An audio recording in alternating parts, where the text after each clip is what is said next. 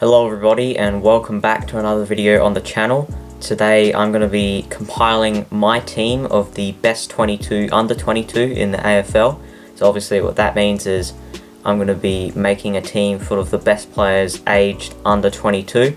There is a team set out by the AFL each year and it is decided by the fans, so I thought I'd give it a crack, put in my personal opinion on what the team should look like, and we'll see whether you guys agree or disagree with it. I say we should just get into it now, so yeah, let's get going. Alright, so kicking things off, we're going to start off with the back six of the team.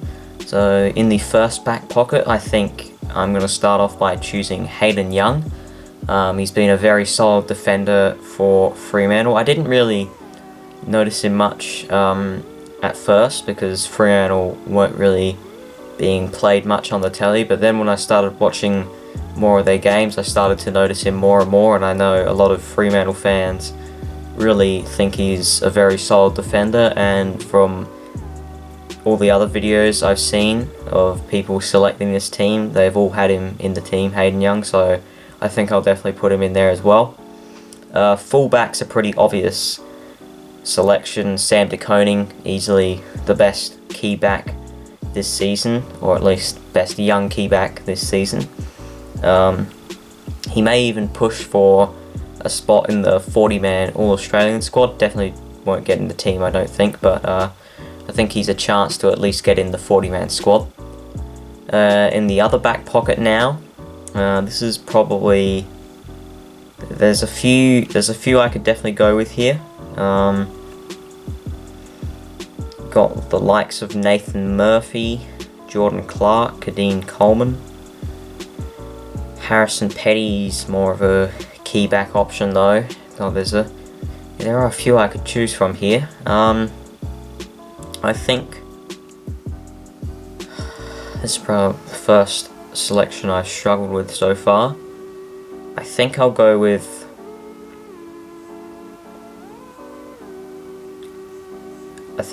Kadeen Coleman. He's probably more of a half-back flanker, but back pocket works as well. He's been incredibly underrated this season. Every time I've watched Brisbane games, he's always been one of their most influential players across that half-back line. He's just incredibly underrated. Moving on to the half-back now, let's start off by going Nick Dacos. He's got the rising star wrapped up, I think it's fair to say. He's been he's been the best first year player this season, probably arguably one of the best players on this team that I'm about to select. It's really hard to sell just how good he's been this year. In the centre half back position, I'll have to go with, where is he? Tom Mccartney, there he is.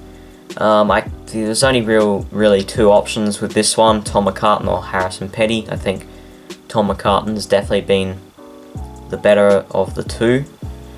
He's just been a rock in defence. He's like one of the best young one-on-one defenders. He's also up there for intercept marks as well, along with his brother Paddy Mccartney, who's a bit older than him. Yeah, the McCart brothers down back for the Swans this year, they've been elite, as I would know as a Swan supporter. Yeah, McCartney definitely worthy of a spot at centre half back. On the other half back flank, probably a bit of an easy one here, Jordan Clark. Yeah, Clark's been a brilliant running half-back rebounding defender for Fremantle this year. One that's definitely been a bit underrated as well, Clark. I know Fremantle fans appreciate him a lot. Moving on to the midfield now, let's start off with the wings. Adam Chera, he was at the start of the year scouted as potentially the best trade, but he's had a really underwhelming season. Out of the other three wings, I reckon Noah Anderson's been the best. Obviously, he kicked that famous after the siren goal against Richmond, and he's just been a very solid contributor for the Suns. yeah, definitely one of the better players on this team. On the other wing, pretty simple, James Jordan. He's been very solid along that wing, running wingman with Ed Langdon. Yeah, he's just been very good. I think that was the obvious selection there. Into the inside mids now, Andrew Brayshaw, arguably the Brownlow favourite. He's definitely up there. Yeah, he's been phenomenal this season. He was good before, but he's just taken it to another level this year. It's been incredible what he's done. Best two-way mid in the competition, in my opinion. And if he doesn't win the Brownlow this year, he'll probably win it in the next couple of years. And he may even win multiple Brownlows like a fellow Fremantle teammate Nat Fyfe did. So looking at the other mids now, Chad Warner. He has exploded this season, especially in the back half of the season. He's been... Some are tipping him for a Brownlow next season. I mean, it could happen. He's just been excellent. He's racking up 30 disposals or thereabouts consistently. He always seems to manage to get on the scoreboard as well. He just has that ability to burst away from contests and stoppages, and yeah, it's just been phenomenal what he's been able to do this season. He's one of the most impactful young mids, maybe just mids full stop.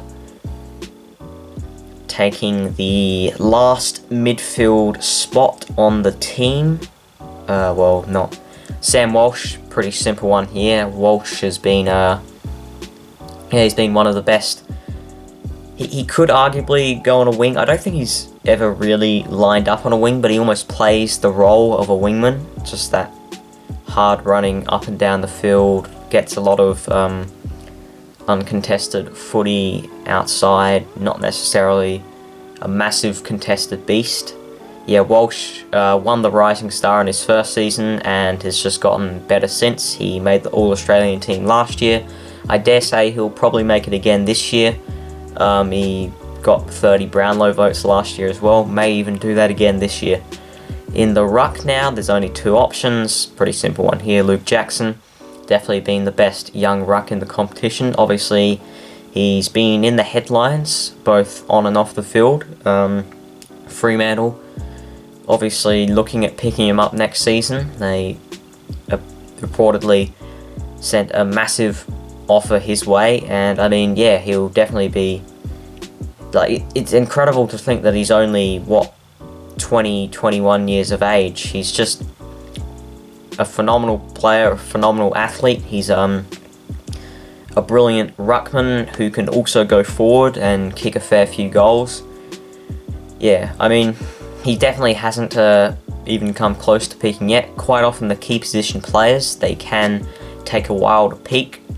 Especially the ruckman, so seeing that he's already this good this early on in his career, yeah, it's phenomenal really. Now we look at the forward line.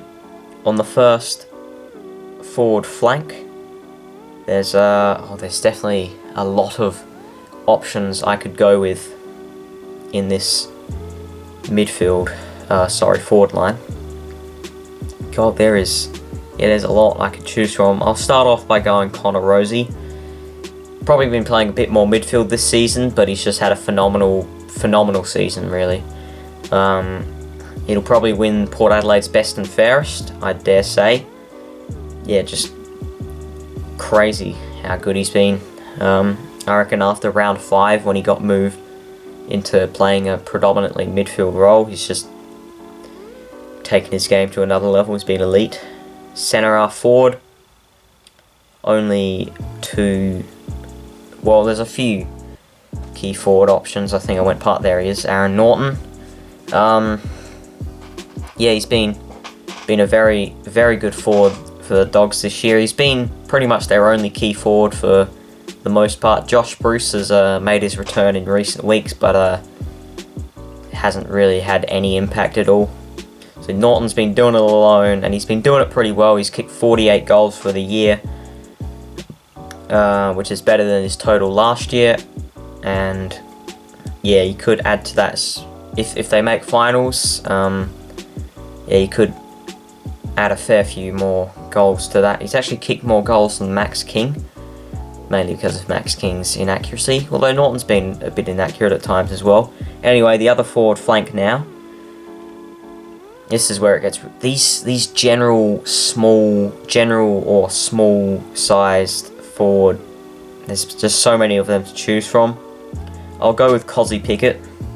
I feel like he's had a bit of an underrated season. He's arguably been better than he was last year, but yet people aren't really talking about him much, although they are talking about him after his match-winning goal against Carlton. He's done some incredible things this year. He's been one of the biggest highlight packages of the season.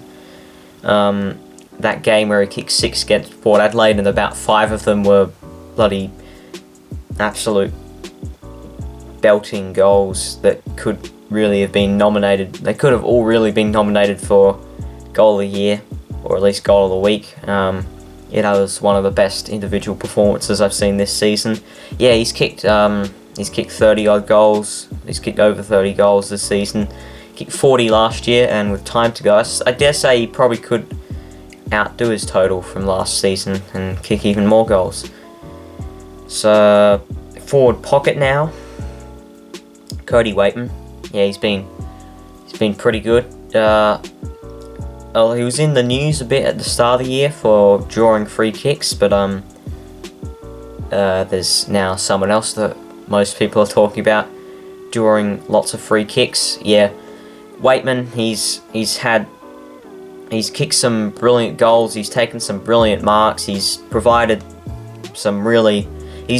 Him and Norton have pretty much carried that forward line all season. Haven't had too many other targets up there. Yeah, Weightman's just brilliant. Full forward, pretty simple selection this. Max King, despite his inaccuracy, still gets a spot on the team.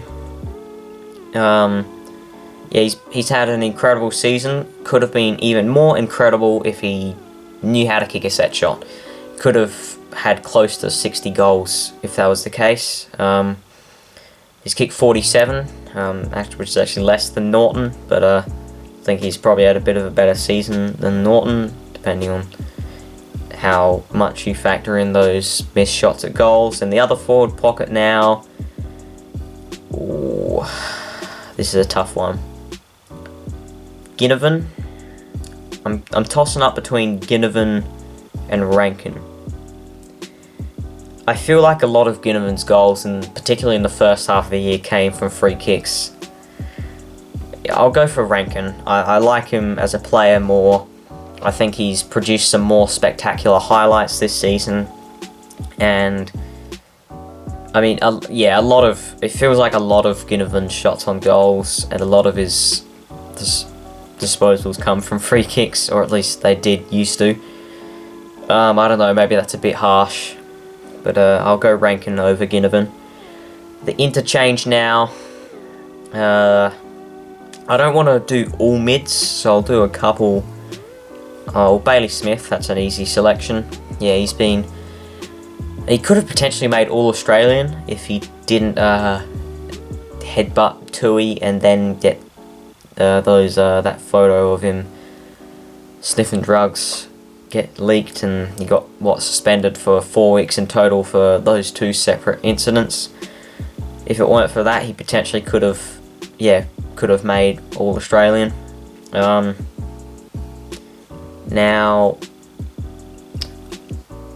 yeah, I don't want to do all midfield from here.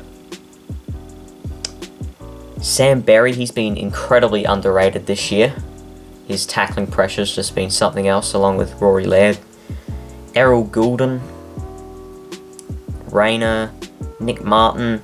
He's a midfielder forward, although he's more midfield. I don't know why it has him listed as a forward. Yeah, Martin, he averages nearly a goal and 20 disposals a game, which for a first year player, that's pretty good. Obviously, burst onto the scene with his 5 goal and 27 disposals game in round 1 on debut. So I've kind of done 2 midfielders. I'll do a defender and a forward now. Gee, this is tough. Ginnivan. I think Ginnivan has to make it on the team. He's been, I mean, I did give him a little bit of crap before for getting a lot of free kicks, but I think he still deserves to be on the team. Yeah, I think that's fair enough, putting him on the bench. Now for a backline player, Quainer, Nick Blakey. Yeah, that's all the backliners left, unless I want to go with another midfielder. So it's between, I reckon I'll do a backline. I said Quainer and Nick Blakey. Where are they?